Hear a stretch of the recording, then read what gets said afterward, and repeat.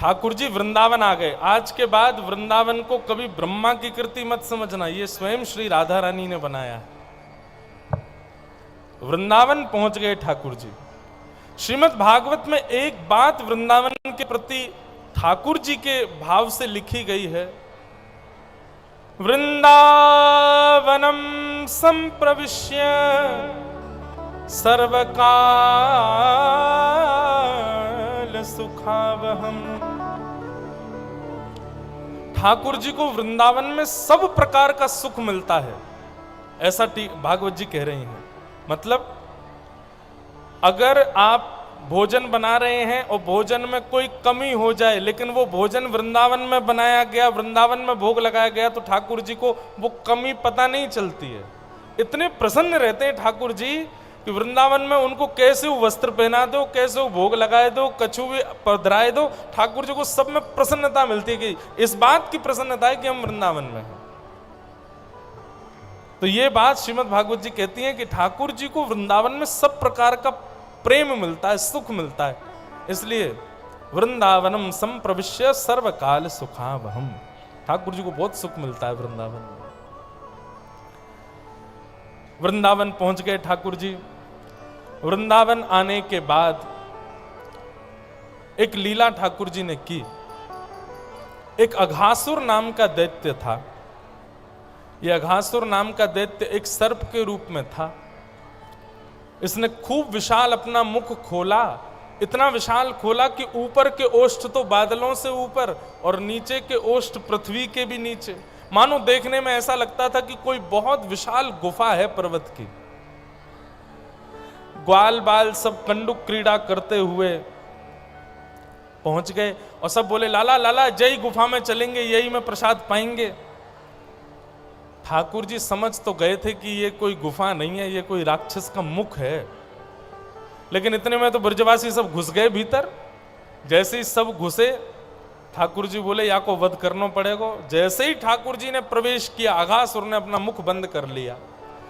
जैसे ही मुख बंद किया, ठाकुर जी उसके कंठ में पहुंच गए। अपने शरीर को इतना फुलाया, फुला करके बीच से अघासुर का वध कर दिया। सारे ग्वाल बालों की रक्षा हुई। बहुत सावधानी से सुनिए। अब यहां पर एक थोड़ा प्रसंग, बड़ा मार्मिक और बड़ा मधुर प्रसंग है। ठाकुर जी ने अघासुर का वध किया, ये बात ब्रजवासियों ने अपने अपने घर पर 1 वर्ष बाद बताई। 1 वर्ष के पश्चात ठाकुर जी ने ये बात कही कि भैया, सब ग्वाल वालों ने ये बात कही कि भैया ठाकुर जी ने अघासुर को वध किया है। मतलब हुआ ऐसा कि आज मारा है अघासुर को और ठीक 365 दिन बाद ग्वाल बाल अपने अपने घरों में कह रहे हैं कि अरे मैया पता है आज लाला ने एक सांप मारो। तब पूछते हैं भैया ये एक वर्ष का समय क्यों लगा बीच में, 1 वर्ष तक क्यों नहीं कहा ब्रजवासियों ने। तब बीच में एक कथा आती है कि अघासुर का वध करने के बाद, सब लोग इधर देखो, यहां देखो, यहां देखो, कथा सुनो ध्यान से। नेक हलचल यहां शुरू होती है, आप सबका ध्यान वहीं चला जाता है? सब लोग इधर देखो, भाव से कथा सुनो। तो 1 वर्ष का समय क्यों लगा? कथा आती है कि ठाकुर जी अपने ग्वाल बालों के संग वन भोज कर रहे थे। सब ब्रजवासी अपने अपने घरों से सामग्री लेकर के आए। कोई दही लेकर के आया, कोई दाल लेकर के आया, कोई सब्जी लेकर के आया, कोई कढ़ी लेकर के आया, कोई अचार लेके आया, कोई पूड़ी लाया, कोई रोटी लाया। सब ग्वाल बाल अपने अपने घर की सामग्री लेकर के आए। ठाकुर जी बोले हम सब ग्वाल बालों के संग बैठ करके बढ़िया आज वनभोज करेंगे, चलो बैठ जाओ। अब यहां पर इतना सुंदर प्रसंग है, सुखदेव जी कहते हैं ग्वाल बालों में होड़ लगी है कि ठाकुर जी किसकी तरफ मुख करके बैठेंगे। ठाकुर जी जिसकी तरफ मुंह करके बैठेंगे समझ जाना उसी से ज्यादा प्रेम करते हैं। ठाकुर जी सबके मन की बात जान गए। बोले यदि मैं किसी एक की तरफ मुंह करके बैठ गया तो दूसरा नाराज हो जाएगा, तब क्या करें। सुखदेव जी वर्णन करते हैं भगवान वनभोज कैसे करते हैं। एक प्रकार से ऐसा कह दूं आज की भाषा में, ठाकुर जी अपनी पिकनिक मनाने गए हैं वन में। ठाकुर जी कैसे जाते हैं वन में, इतना सुंदर वर्णन है। असंख्य ग्वाल बालों के बीच ठाकुर जी कैसे बैठे। विभ्रद वेणुम जठर पटयो श्रांग वेत्रे चकच्छे वामे पाणे मृषण कवलम तत्फलम लांगुलीषु तिष्ठन् मध्ये स्वपरशु हृदो हासयन् निर्मभिस्मे स्वर्गे लोके मिबदति विभुवे याज्ञभुक् ब्रजलोकान्। विभ्रद वेणुम जठर पटयो शांग वेत्रे चकच्छे।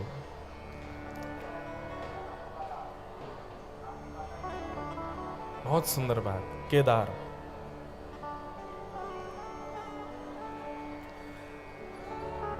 चारों तरफ ग्वाल बाल बैठे हैं। तिष्ठन मध्य, ठाकुर जी उन ग्वाल बालों के बीच में बैठे हैं। लेकिन सुखदेव जी वर्णन कर रहे हैं ठाकुर जी ने ऐसा रूप धारण किया कि हर ग्वाला को लग रहा है कि ठाकुर जी उसकी तरफ मुंह करके बैठे हैं।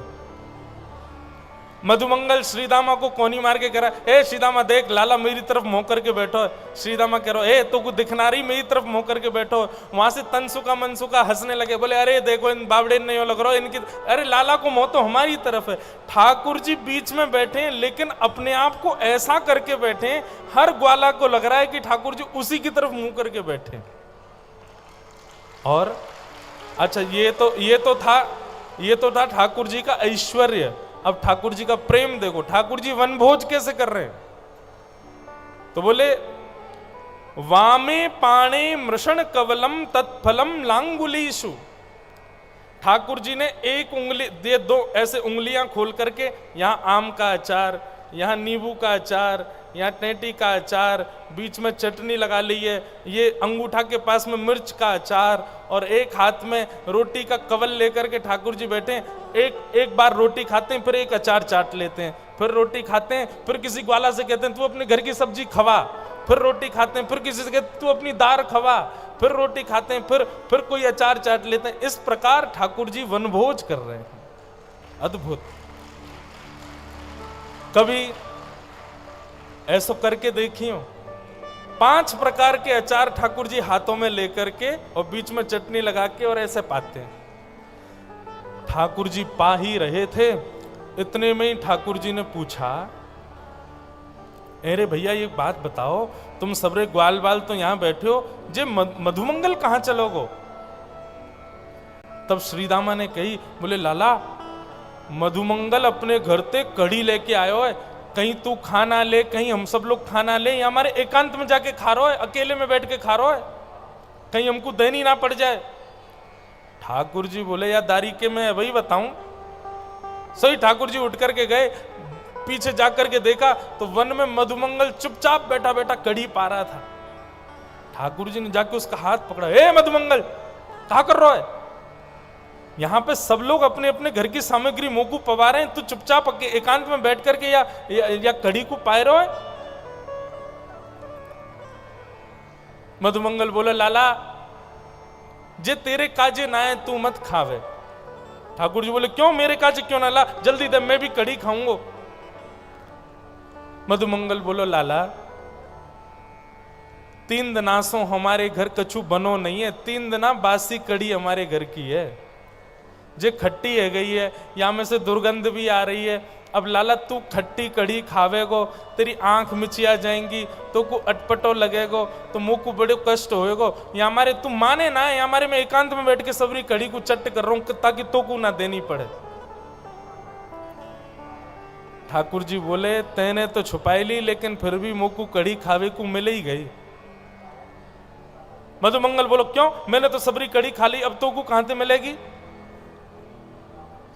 मधुमंगल का मुखमंडल पकड़ करके ठाकुर जी बोले अभी तेरे होठन के ऊपर तेरे गालन पे जल्दी जल्दी खावे में नेक नेक कड़ी लग गई है, मैं यही कुछ चाट लूंगा। और ठाकुर जी ने मधुमंगल का मुख पकड़ा और अपनी जीभ से उसके मुंह को चाट गए ठाकुर जी। अब जैसे ही ठाकुर जी ने मधुमंगल का मुख चाटा, मधुमंगल के तो नेत्रों में आंसू आ गए, लेकिन ब्रह्मा जी को संशय हो गया। बोले राम राम राम राम राम राम, जे भगवान नहीं हो सकते, ये परब्रह्म हो ही नहीं सकते, ये ईश्वर कैसे हो सकते हैं? वो मधुमंगल ग्वारिया है, गैया चराता है। गैया चराने वाले ग्वारिया पूरे दिन पसीने में लथपथ रहता होगा, उसके मुखमंडल को चाट गए। ये परब्रह्म नहीं हो सकता, ये जरूर कोई भैलूपिया है, और ये भैलूपिया बनकर के हम सब 33 कोटि देवताओं को पागल बना रहा है कि मैं परब्रह्म हूं। ये भगवान हो ही नहीं सकते। भगवान तो यज्ञ भोक्ता हैं, वो परम पवित्र रहते हैं, परम शुद्ध होते हैं, उनको यज्ञ की आहुतियां शुद्ध करके दी जाती हैं, उनकी सेवा में स्नान ध्यान करके त्रिकाल संध्या करके जाया जाता है, जनेऊ धारण किया जाता है, शिखा धारण की जाती है, तिलक लगाया जाता है, गुरु प्रसाद लेकर के तब सेवा में प्रवेश किया जाता है। इतनी पवित्रता का ध्यान जिन ठाकुर जी की सेवा में किया जाता है, वो एक ग्वारिया के मुख पर लगी हुई कड़ी चाट रहे हैं। ये परब्रह्म नहीं है। अब बंधुओं एक बात सोचो, कई बार प्रश्न उठता है कि लोग भगवान पर, आजकल के लोग प्रश्न उठाते हैं, कितने गलत लोग हैं, इन लोगों की बुद्धि सुधरनी चाहिए ठाकुर। अरे भैया, जब ब्रह्मा की मति घूम सकती है ठाकुर जी के ऊपर, तो हम मानवों की क्यों नहीं घूमेगी? जब ब्रह्मा की मति विचलित हो सकती है, जिसने पूरे विश्व को बनाया, ऐसे चतुरानन, 4 मुख वाले, हमारी तो एक ही बुद्धि है, उनके तो 4 बुद्धियां हैं। 4 बुद्धियों वाले मेधावी ब्रह्मा भी जब ठाकुर जी के ऊपर संशय कर सकते हैं, हम तो मानव हैं।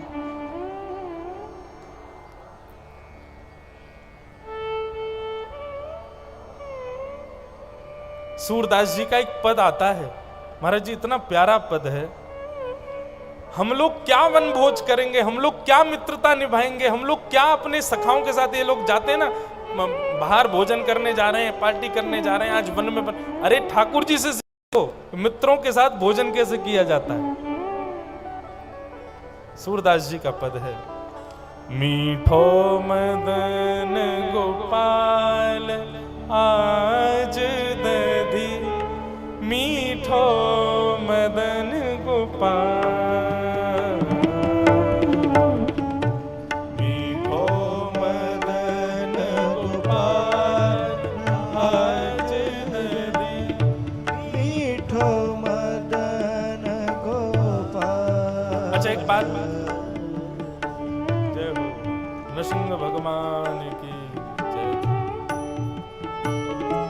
एक बात कहें, हम अपनी कथाओं में भजन कम गाते हैं, पद ज्यादा गाते हैं, पर यहाँ के माहौल की वजह से हम पद नहीं गा रहे थे। मैंने कि कहीं हमने पद गाए और आप लोग सो गए तो, क्योंकि पद तो धीमी लय में चलते हैं, धीरे धीरे चलते हैं, और उसमें बीच बीच में बताना भी पड़ता है। मैंने कि कहीं हमने पद गाया और किसी में प्रेत आ गया तो पद वहीं विश्राम करना पड़ेगा।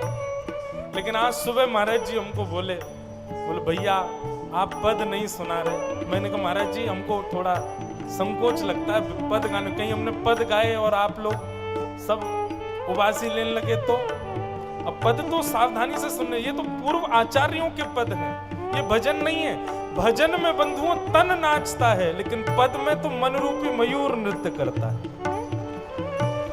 इसलिए आज मैं गा रहा हूं, लेकिन ऐसे नहीं ताली मत बजाना, पर मेरे साथ गाना जरूर। सूरदास जी कह रहे हैं ठाकुर जी वनभोज कर रहे हैं, ब्रह्मा की मति घूम गई है। और वनभोज में क्या कर रहे हैं ठाकुर जी? एक ग्वाला दही लेकर के आया और आकर के ठाकुर जी के सामने रख दी मटकी, और बोले लाला अपने हाथन से सबको पवाए दे आज। और उसी पद का वर्णन श्री सूरदास जी कर रहे हैं। मीठो मदन गोपाल आज दधी, मीठो मदन गोपाल, मीठो मदन गोपाल। जिसको समझ आए गाओ।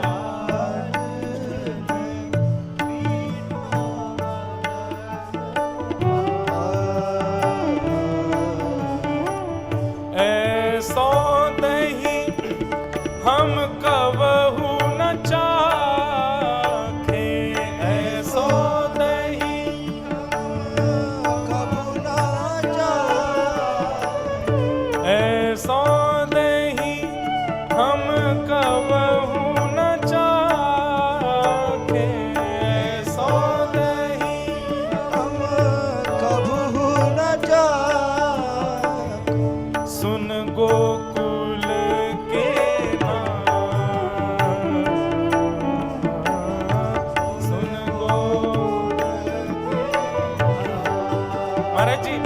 ठाकुर जी अपनी गोद में दही की हंडी लेकर के बैठे हैं और सामने से सब ग्वाला आ रहे हैं। ग्वालान के पास दौने नहीं है, ग्वालाओं के पास पात्र नहीं है, तो क्या कर रहे हैं? आसपास के वृक्षों से पत्ते तोड़ तोड़ करके ला रहे हैं। सब लाइन से खड़े हैं और ठाकुर जी अपनी गोद में लिए माखन की दही की मटकी और ऐसे ले में सामने वाले को दें।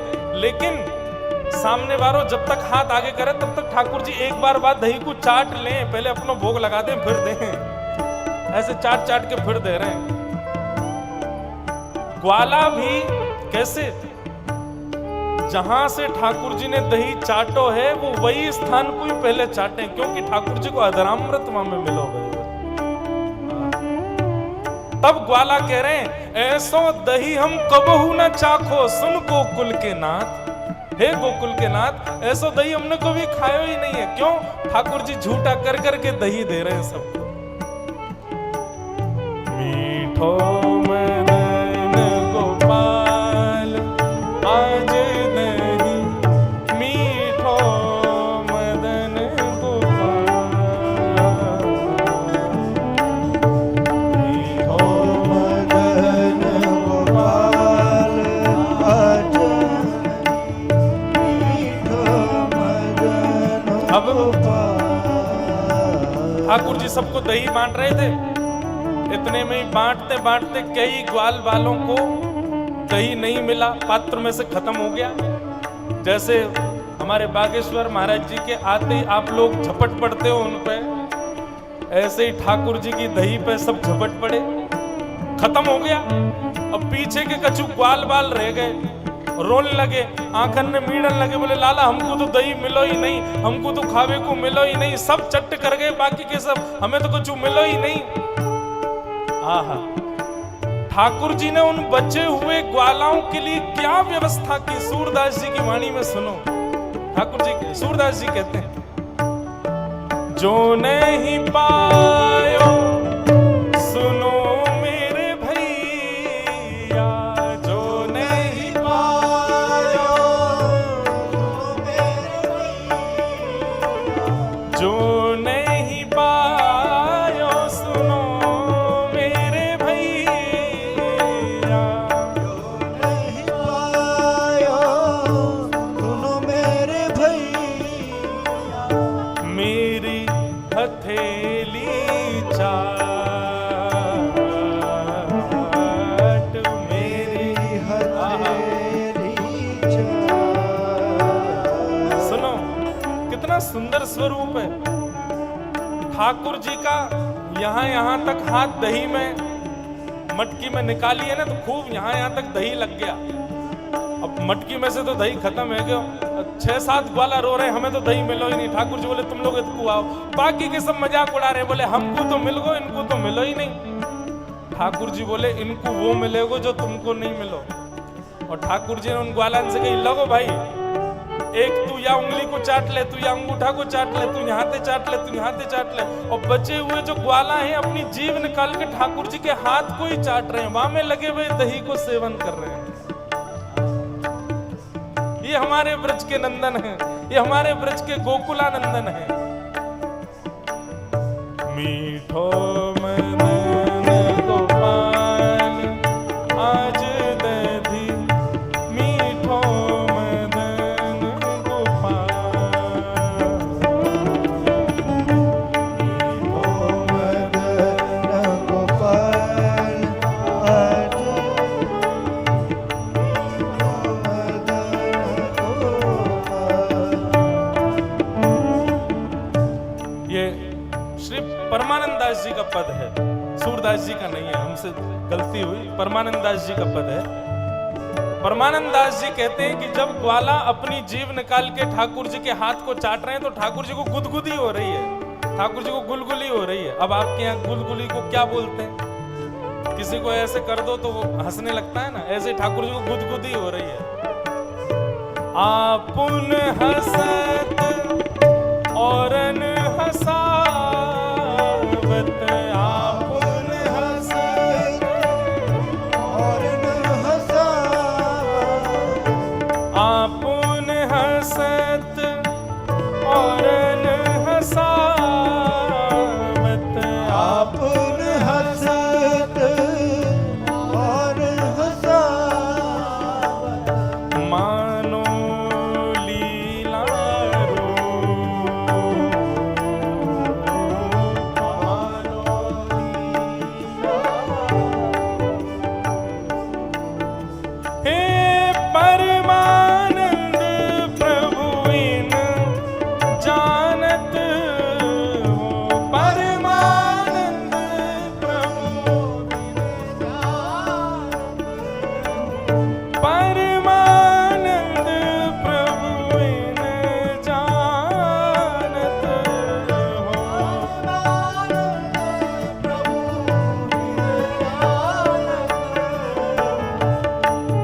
त्रिभुवन के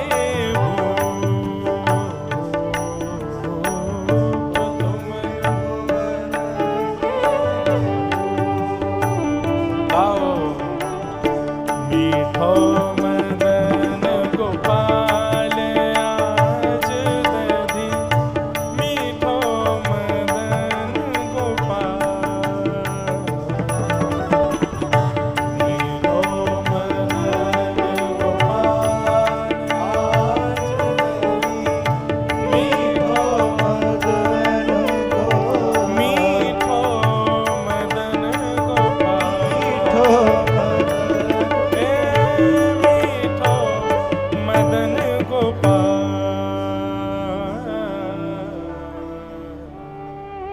बोल राधा रमण लाल की। ये हमारे वृंदावन बिहारी लाल हैं भैया। जो नहीं पायो सुनो मेरे भैया मेरी हथेली चाट लो चाट लो याकू। अब लगे महाराज ग्वाल बाल ठाकुर जी के हाथन को चाटवे। ब्रह्मा बोलो राम राम राम, ये परमात्मा है, ये परब्रह्म है, ये भगवान है, हो ही नहीं सकते। ठाकुर जी के हाथ चाट लिए सब ब्रजवासी ने। ठाकुर जी अपना हाथ धोवे के लिए जैसे यमुना जी में गए, इतने में ही ब्रह्मा ने आकर के भगवान के सारे ग्वाल बालों का हरण कर लिया। सबको लेकर के ब्रह्मा जी ब्रह्मलोक चले गए। बोले बहलूपिया बनकर के घूम रहा है, पर ब्रह्म बता रहा है अपने आप को, अब इसकी अकल ठिकाने आएगी जब इसके ग्वाल बाल सबको मैं हरण कर ले जाऊंगा। ठाकुर जी हाथ पांव धोकर के जैसे ही वापस आए तो देखा सारे ग्वाल बाल कोई है ही नहीं। खूब ढूंढा ठाकुर जी ने, लेकिन कोई भी ग्वाल बाल ठाकुर जी को मिला नहीं। ग्वाल बालों का हरण कर लिया, बछिया बछड़ाओं का भी हरण कर लिया ब्रह्मा जी ने। बंधुओं, आप ठाकुर जी पर संशय कर लो चलेगा, क्षमा कर देंगे ठाकुर जी, पर ठाकुर जी के प्रिय वैष्णवों के साथ यदि कोई हरकत करोगे तो ठाकुर जी क्षमा नहीं करेंगे। आप ठाकुर जी को कितनी भी कसौटियों पर खड़ा कर लीजिए, कितना भी संशय कर लीजिए, कितना भी उनके ऊपर अविश्वास कर लीजिए, ठाकुर जी को कोई गरज नहीं पड़ी आपके विश्वास की। लेकिन यदि ठाकुर जी के उपासकों पर अविश्वास करोगे, उन पर संशय करोगे, उनको कसौटियों पर कसोगे तो ठाकुर जी छोड़ेंगे नहीं आपको। इसलिए भैया भगवान से बैर करना है करो, लेकिन उनके वैष्णवों से, उनके संतों से, उनके भक्तों से कभी बैर मत करो, नहीं तो प्रचंड रूप देखोगे आप। जब तक ब्रह्मा जी को ठाकुर जी पर संशय था, भगवान को कोई फर्क नहीं पड़ रहा था, बोले करते रहो। लेकिन ब्रह्मा ने जब आकर के भगवान के ग्वाल बालों का हरण कर लिया, ठाकुर जी बोले ये बर्दाश्त नहीं करेंगे हम। और ठाकुर जी ने क्या किया, जितने ग्वाल बाल थे ठाकुर जी के, सबको ठाकुर जी ने अपने भीतर से दूसरे रूप में प्रकट कर दिया। वैसे ही मधुमंगल, वैसा ही श्रीदामा, वैसे ही तन सुखा, मन सुखा, धन सुखा, ये सारे ठाकुर जी के सखा हैं। सबको ठाकुर जी ने अपने भीतर से वैसी गैया के बछड़ा बछिया सबको ठाकुर जी ने प्रकट कर दिया। और सबके संग ठाकुर जी वैसी लीला करने लगे जैसी पहली कर रहे थे। असली ग्वाल बाल बछड़ा बछिया सब ब्रह्मलोक में ठाकुर जी ने अपने अंश रूपी बछड़ा बछिया सब प्रकट कर दिए और लीला करने लगे। 1 वर्ष तक ठाकुर जी ने अपने ही रूपों के साथ लीला की। ब्रह्मा को लगा 1 वर्ष हो गया, बहलूपिया कृष्ण रो रहा होगा, विचलित हो रहा होगा, देखूं तो सही क्या हो रहा है। ब्रह्मा जी जैसे ही पृथ्वी पर आए देखने के लिए, तो पृथ्वी पर आते ही उनका तो सिर घूम गया। जैसा मधुमंगल ब्रह्मलोक में, जैसा श्रीदामा, जैसे गैया बछड़ा बछिया, जिस बछिया के जहां धब्बा है वहीं धब्बा है नीचे वाली बछिया के भी, बिल्कुल वैसी डिट्टो। ब्रह्मा बोले सृष्टि बनाने की क्षमता केवल मेरे पास है, पर मैं भी डिट्टो कॉपी तो नहीं बना सकता। ये प्रत्यक्ष फोटो स्टेट तो केवल और केवल नारायण कर सकते हैं और कोई नहीं कर सकता। ये किसने किया? ब्रह्मा की बुद्धि घूम गई। ब्रह्मा समझ गए कि मैंने बहुत बड़ा अपराध कर दिया, मैंने बहुत बड़ा अपमान कर दिया। भैया अब तो मुझको नारायण छोड़ेंगे नहीं। ब्रह्मा जी बोले ब्रह्मलोक जाता हूं और ब्रह्मलोक से बढ़िया ग्वाल बालों को ला करके भगवान को दे दूंगा, क्षमा मांग लूंगा, ठाकुर जी दयालु हैं, क्षमा कर देंगे। लेकिन ब्रह्मा को क्या पता था कि जब ब्रह्मा पृथ्वी पर आए थे तब ठाकुर जी ब्रह्मा का रूप धारण करके ब्रह्मलोक चले गए। 4 मुंह बना करके ठाकुर जी ब्रह्मा बन करके ब्रह्मलोक चले गए और ब्रह्मलोक जाकर के द्वारपालों से बोले, सुनो आजकल ये नकली ब्रह्मा बहुत घूम रहे हैं, कोई और आवे तो मार पीट के भगा देना उसको। और सुनो हमारा ऑर्डर है, सीधे पूछने भी मत आना कि मारना है कि नहीं, सीधा दिखे तो दे ही देना उसमें। और नारायण ब्रह्मा का रूप धारण करके ब्रह्मलोक चले गए और नीचे से ब्रह्मा जी पहुंचे। अब ऊपर सोचते जा रहे थे, बोले भगवान, हाथ पांव कांप रहे थे, बोले भगवान अब तो मेरे को जान से मारेंगे। जैसे ही ब्रह्मलोक में घुसने लगे, द्वारपालों ने द्वार बंद कर दिए, अपने अपने दंड लेकर के सामने खड़े हो गए। कौन है भाई? ब्रह्मा जी बोले, तुम किससे बात कर रहे हो, तुमको पता है मैं ब्रह्मा हूं, ब्रह्मा को रोक रहे हो, नरक में जाना पड़ेगा तुमको, सब मैं बनाता हूं, पूरी सृष्टि मेरी, मुझसे पूछ रहे हो मैं कौन हूं? द्वारपालों ने उठाए अपने डंडे, बोले भागता है कि बताएं अभी हम? नकली ब्रह्मा, असली ब्रह्मा तो भीतर बैठे हैं, हमारे ब्रह्मा, हमारे गुरु, हमारे अधिपति तो भीतर बैठे, तुम नकली हो। ब्रह्मा जी को सिद्ध करना पड़ रहा है कि मैं असली ब्रह्मा हूं। यह भगवान की सत्ता है। एक प्रसंग आता है महाराज जी हमारे ब्रज की लीला में कि ठाकुर जी और किशोरी जी अंतःपुर में लीला कर रहे थे और ब्रह्मा जी को किसी बहुत गंभीर विषय पर ठाकुर जी से चर्चा करनी थी, अर्जेंट। ब्रह्मा जी सीधे पहुंच गए वृंदावन और वृंदावन में जैसे ही ठाकुर जी के निकुंज में प्रवेश करने लगे तो ललिता विशाखा सखियों ने रोक दिया, बोले ब्रह्मा जी आप भीतर नहीं जा सकते। ब्रह्मा जी बोले, तुमको पता है तुम किसको रोक रही हो? मैं ब्रह्मा हूं। ठाकुर जी को अगर पता चल गया ना ब्रह्मा आया है, वो सब छोड़ छाड़ के बाहर आएंगे। ललिता विशाखा बोली, अच्छा। बोले हाँ, बस एक बार जाके कह दो कि ब्रह्मा आया है, बाहर खड़ा है, वो कितने भी व्यस्तों आ जाएंगे। दोनों ने जाकर के कहा, बोले महाराज, स्वामी जी, ठाकुर जी, बाहर द्वार पर ब्रह्मा आया है। ठाकुर जी बोले, कौन सा ब्रह्मा? बोले क्यों? बोले हमारे शरीर में जितने रोए हैं, प्रत्येक रोए में करोड़ों ब्रह्मांड है, हर एक ब्रह्मांड में एक ब्रह्मा है। कौन से रोए के कौन से ब्रह्मांड का ब्रह्मा आया, पूछ के आओ उससे। ललिता विशाखा बाहर गई। बोले हाँ, आपने बोला ठाकुर जी को ब्रह्मा आया है? ललिता विशाखा बोली, ठाकुर जी कह रहे हैं हमारे प्रत्येक एक रो के अंदर करोड़ ब्रह्मांड हैं, एक ब्रह्मांड में एक ब्रह्मा है। मतलब 1 करोड़ ब्रह्मांड यदि एक रो में है तो सोच लो पूरे रो में, शरीर में कितने ब्रह्मांड होंगे, कितने ब्रह्मा है। आप कौन से वाले ब्रह्मा हो? ब्रह्मा जी को चक्कर आ गए, मैं ही गिर गए। बोले मुझे तो लगता था मैं ही मैं हूं, ये तो मुझे आज पता चली कि इतने ब्रह्मा भी होते हैं। तो भैया जो गुमान कर रहे हो अपनी नेक सी किसी क्रिया पर कि हमने ये कर दिया, ठाकुर जी को जरूर पता होगा मेरा नाम। दिखते भी नहीं होंगे हम ठाकुर जी को, नाम की तो बहुत दूर की बात है। लेकिन हां, एक बात निश्चित है, जो वैष्णव नित्य संतों को प्रणाम करते हैं, संतों को प्रणाम किसी जबरदस्ती से नहीं, उनके मन में इच्छा होती है कि हम संतों को प्रणाम करें। जो व्यक्ति नित्य ठाकुर जी के तीर्थों का स्मरण करते हैं, जो व्यक्ति नित्य ठाकुर जी की सेवा करते हैं, और सबसे बड़ी बात, कथा में जिनकी रुचि है, इस करोड़ों ब्रह्मांड वाले इस पूरे ब्रह्मांड में वो व्यक्ति ठाकुर जी को निश्चित दिखता होगा, उस पर दृष्टि ठाकुर जी की पड़ती है। और ये बात आप ये सोचो कि ये कथाकार हैं इसलिए कथा की बड़ाई ज्यादा कर रहे हैं, नहीं। ये भी अष्ट सखाओं ने एक पद में कहा है, जब अपनों करी जाने गिरधर, जब अपनों करी जाने। ठाकुर जी जब किसी को अपना बना लेते हैं तो क्या होता है? बोले ताको मन भक्तन की सेवा, संत चरण रज सदा लुभाने। ताको मन भक्तन की सेवा, संत चरण रज सदा लुभाने।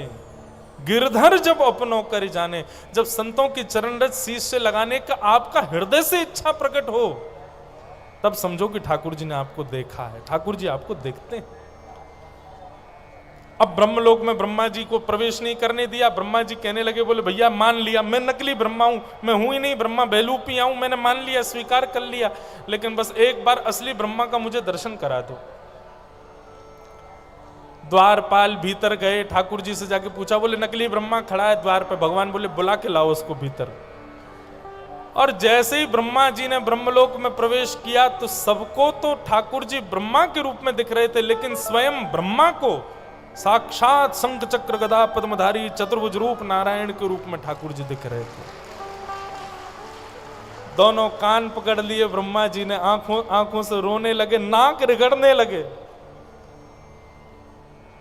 ठाकुर जी क्षमा कर दो, मुझसे बहुत बड़ी भूल हो गई, बहुत बड़ी गलती हो गई, मुझे क्षमा कर दो ठाकुर जी, मैं आपकी लीला को, आपके रूप पर मैंने संशय किया। ठाकुर जी बोले मुझ पर संशय किया, मुझे कोई दिक्कत नहीं, मेरे ग्वाल बालों का तूने हरण क्यों किया? संशय था तो चतुरानन हो तुम, बुद्धिमान हो तुम, किसी और क्रिया से परख लेते। ग्वाल बालों का हरण कर लिया तुमने, मुझसे गलती हो गई भगवान। भगवान बोले इस गलती की कोई क्षमा नहीं है, और मेरा दंड केवल इतना ही है तुम्हारे लिए ब्रह्मा कि आज के बाद तुमसे कभी रीझ करके मैं बात नहीं करूंगा। जब काम से काम हो बस आ जाना, बाकी मैं तुमसे रीझूंगा, तुमसे प्रसन्न रहूंगा, ऐसा कभी नहीं हो सकता। तुम रहो ब्रह्मा, ब्रह्मलोक में तुम रहो ब्रह्मा की पदवी पर, मैं तुमसे कभी प्रसन्न नहीं रह सकता। हाँ, तुम्हारा जो दायित्व है, तुम्हारा जो कार्य है वो तुम करो, उसकी आज्ञा मुझसे लो, सब करेंगे, लेकिन तुमसे मैं कभी प्रसन्न नहीं रहूंगा। ब्रह्मा जी बोले मुझे ब्रह्मा की पदवी भी खलती है ऐसे बैठने में कि ठाकुर जी मुझसे कभी प्रसन्न नहीं रहते।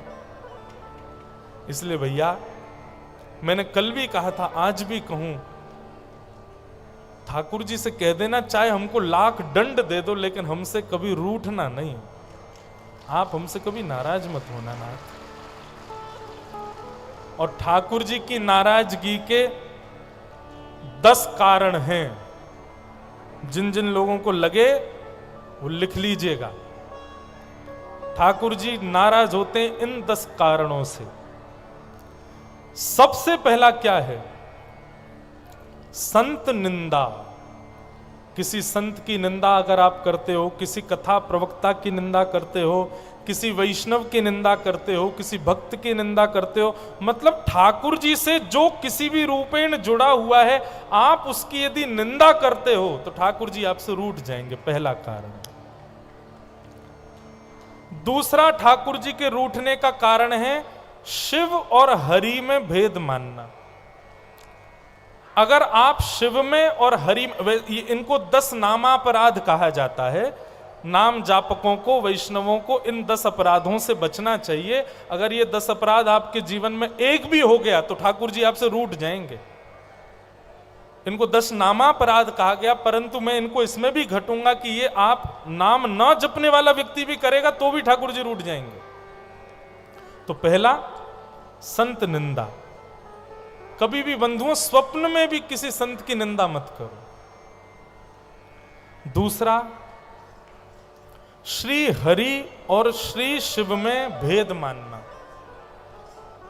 मानस जी में कहते हैं, शिव द्रोही मम दास कहावा, सोनर सपन्यू मोह न पावा।